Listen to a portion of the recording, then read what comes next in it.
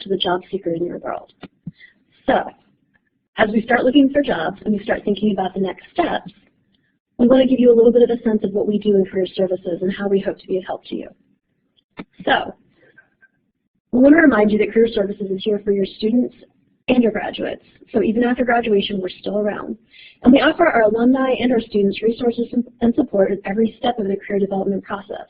So that includes finding out about the options, helping students and alums identify interests and skills with a career counselor. It might mean making the big decisions focused on a selected industry with an industry advisor. And it includes developing the plan and acting on the plan. Students and alumni are also always invited to use our programming and our resources, such as our career fairs, career panels and workshops, online resources, interview practice days, and on-campus interviewing. A little bit more about what it's like to be seen at career services for an individual appointment. We do have one-on-one appointments and we have walk-ins. And all of those are available both to students and to graduates. And after 6 months, after graduation, a fee does kick in. However, individual appointments include identifying interests and skills with a career counselor or receiving career assistance focused on a selected industry with a career advisor.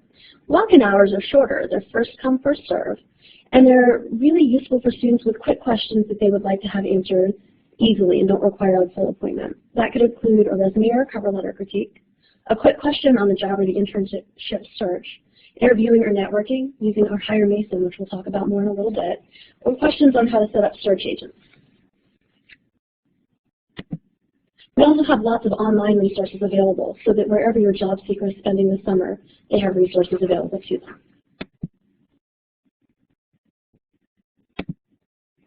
So this is a little bit of what our website looks like, and this is an example of the kinds of resources we have available for students, as well as links to outside information and information about scheduling appointments.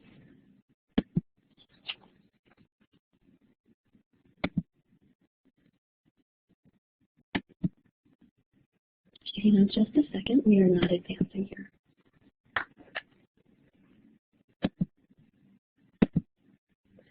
Oh, interesting, okay. So, when we talk about Hire Mason, that is a unique to George Mason service, which is free for students and alumni. And it's a great way to find experiences, whether full-time, part-time, or internship opportunities. It's a database that career services sponsors and hosts that is full of opportunities posted by employers who want to hire Mason students. It's good even after graduation, and it's fees-free. We also want to remind you about some of our not University Career Services specific resources, like our LinkedIn alumni page. For students looking to connect with alumni, see what graduating Mason folk are doing out in the world, this is a really good resource. The information here only reflects some of the information about Mason alum who are on LinkedIn, but something really useful to know is that clicking on any of these blue boxes, such as where they live or where they work, will change information that you can view and help you see more about what Mason graduates are doing out in the world. We also offer job and industry research tools so that job seekers can learn a little bit more about industry-specific information, Hire Mason, and we talked about that before, and other search sites, including Passport Career, which is an interactive global job search tool for international job seekers. And it has offerings in over 75 countries and 250 cities. The next thing we want to talk about a little bit is some of the data of what we know about Mason grads and the job search.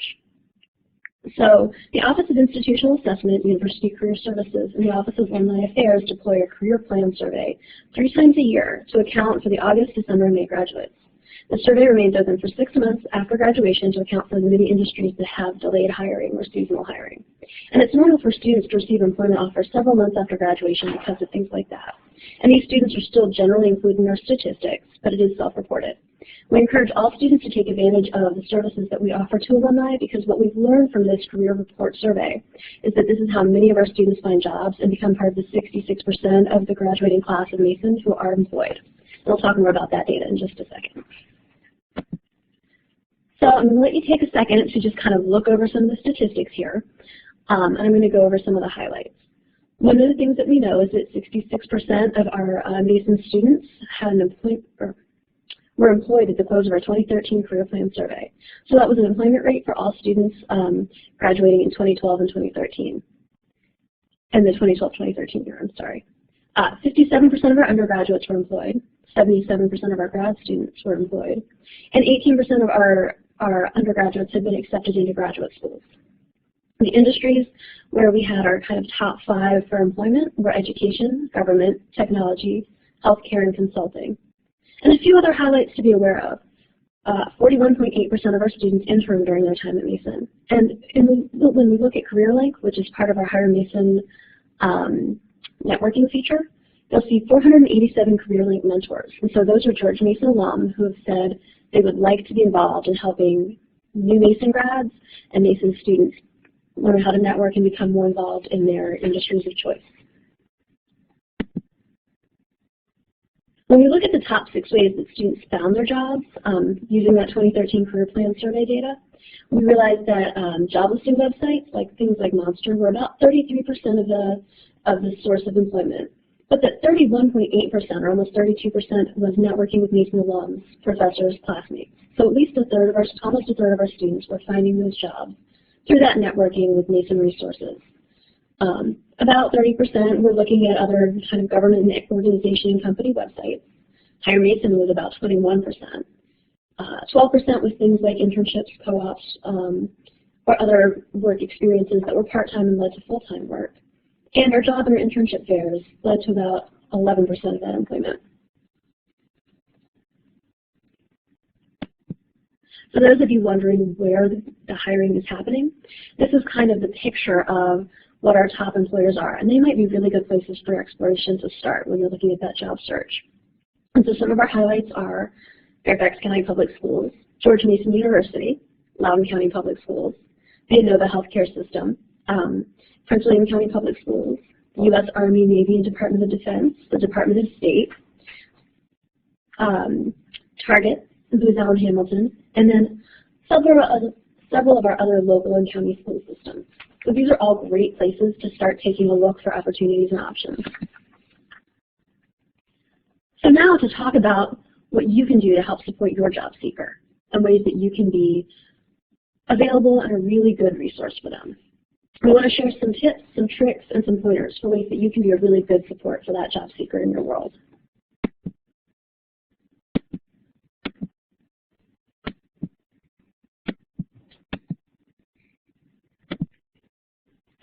Something to think about is that for our grads who are still searching, it can be really frustrating when they don't see the progress they'd like. Either they're not seeing offers or offers that aren't as appealing. And we know that can be really frustrating for you too. You can see a lot of hard work happening and maybe not the payoff that you'd like. It can be really hard to see peers or classmates move forward, and your graduate may feel very stuck. This can also be true for students who haven't graduated, but are seeking internships or other more career-related experiences. You can help them by remembering that some of those stats that we just talked about and helping them remember those stats as well. So sometimes it does take a little bit of time, but that there are lots of resources and there are things that we can do to be really proactive and move the search along effectively.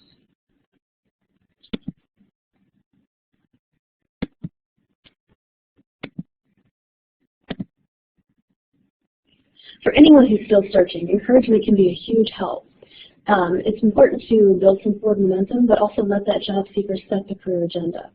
If you happen to be worried about the direction things are going, or if you're not sure that you see a direction, it's critical to remember that your graduate or your student should set their own career agenda, and that sometimes the strangest ideas can pay off. So it's a good thing to encourage exploration of the possibilities, and you don't want to dismiss ideas. But if you really think your graduate is heading down the wrong direction, or if you have some concerns, it's a good idea to use some questions to lead the career seeker to their own conclusions. This can be more effective than trying to light a fire under them.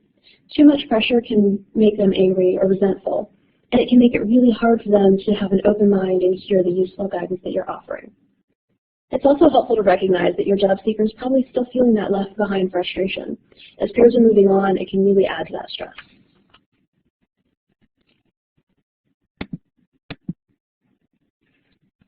There are lots of ways that you can be a really good help to your job seeker.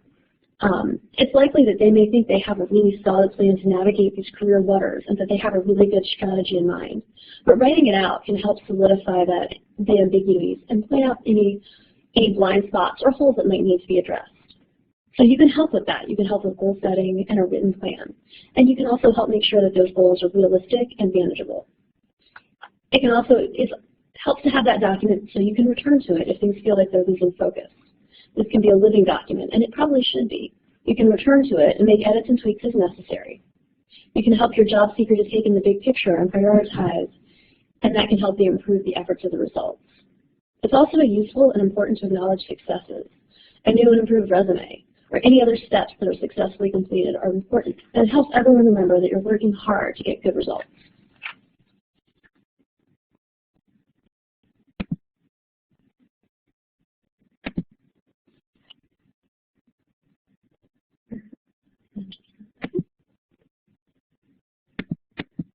Sorry, I got ahead of myself here. Some other things that you can do to help your job seeker can be really concrete and practical things. You can offer, sometimes they'll know how to ask and they'll know exactly what they need, and sometimes they may be feeling really overwhelmed and not sure how to ask. Some of the things that you can offer are to review resumes and cover letters to make sure they're having a good impact and that they're put together the way that they should be. You can help your student or your job seeker develop and refine that marketing message and figure out what they want people to know about them through their search. You can offer your personal networks to help them figure out how to develop their own. You can help them identify mentors, and you can ask how else you can help.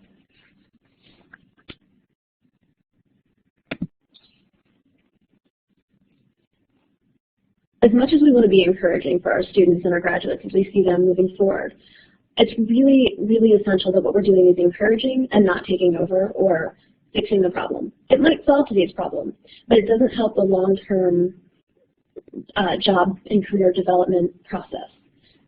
This is a really difficult to manage but really important life skill. It won't be the last time your graduate or your student needs to search for a job, and it's more than just a job search. It's part of a larger career plan.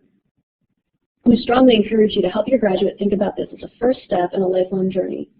Your student will probably change careers several times, and may actually have 3 or 4 careers or more. So becoming proficient at planning and executing career moves will be more important for this generation of new graduates than for any of us who came before, and that includes me. Like other skills, it can be taught and it can be learned. But if you find it difficult, career services staff are here for individual counseling and walk-ins and advising. We're here for you and for your students and for your alums. There's also a lot that your job-seeking student or graduate can do to help themselves. They can gain skills and experience and continue building a resume, even if they're not in the job of their dreams just yet. And they can benefit whether they're graduates still searching or whether they're undergrads still deciding what they want to make happen. Encourage your student to be clear about how they're going to leverage the experiences that they have had, whether they're internships, volunteer work, or other unpaid things, or paid work, so that they can really benefit their career goals. Make sure the graduate is thinking about transferable skills and what they've learned and what they can take with them to other places. And remember, 41.8% of our students intern during their time at Mason, so an internship can be an invaluable way to help develop those skills that lead to employment down the road. Networking is another thing that can be a little challenging. It is a skill that has to often be learned, but can be learned and can be taught. It's part of developing a web of folks that can help a student or a graduate find that work and find those possibilities. It's that ever-expanding web of contacts in the field of, or industry of choice. And remember, we do have 487 career link mentors in Higher Mason, and those are folks who said they're ready, willing, and able to help out and become a first member of the network. So why is networking so important, and why do we emphasize it so much? If I could tell you that your current job search strategy had a 20 to 30% chance of success, how would you feel? Probably not fantastic. But if we could offer you a search strategy that had a 70 to 80% chance of success, you'd probably feel a lot better, and you'd be more inclined to do it. And that's what we like to think of networking as being. If 70% of jobs are never advertised, and we'll talk about that in a second, but you're spending the bulk of your time looking at job boards or expecting Higher Mason to fill the job-seeking need, you're missing a huge chunk of the pie. So why is the number so high? Employers like to fill jobs with people that they know a little about, and rather than fill a position with a complete stranger. So a large number of job seekers find positions through referrals. Finally, in addition to helping you find a position, networking can allow you to learn more about a profession, an industry, or a trend that can help you be more successful when you have the job.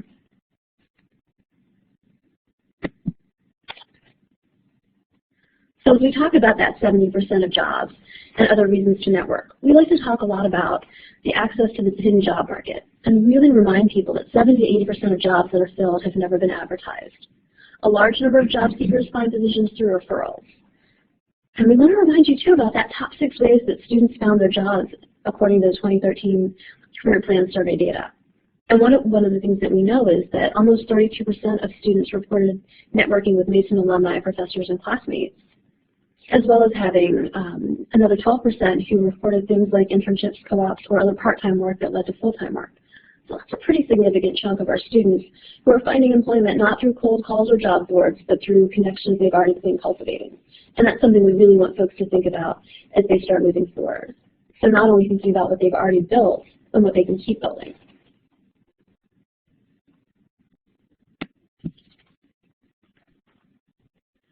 So one of the things that we offer coming up as we wrap up the semester is what we like to call our career launch.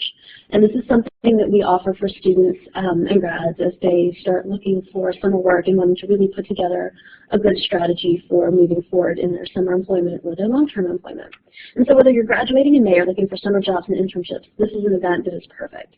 Career Launch is a series of workshops that can teach students and grads essential job hunting skills that go far beyond creating and sending your resume out.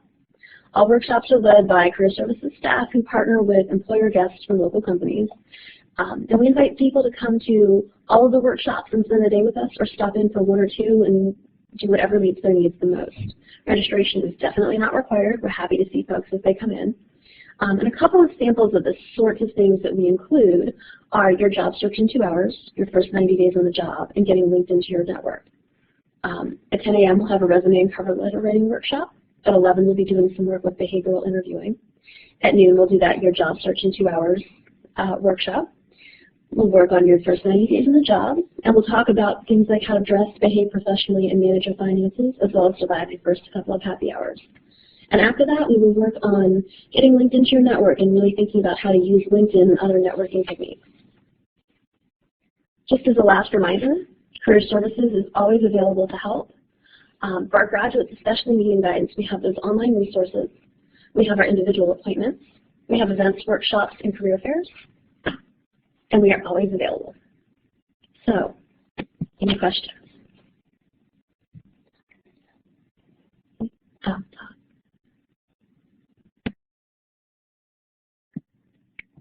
Great. Thank you to Rachel for providing us with that great information. For those of you who joined us halfway through the webinar, my name is Rebecca Currahan, and I'm the Graduate Assistant for Family Programs and Services here at Mason. Just a reminder that we will be resuming our webinar series after the summer break. Our next webinar will be August 12th at 7 p.m. and Housing and Residence Life will be presenting on how to best prepare for move-in day. Be sure to mark your calendars and tune in August. We will remain available here if there are any last-minute questions before we close out our webinar, so feel free to use the chat function to chat in any question you may have. We are going to disable our voice and video, but we're still in the room, so don't worry if our video disappears. Thanks for tuning in.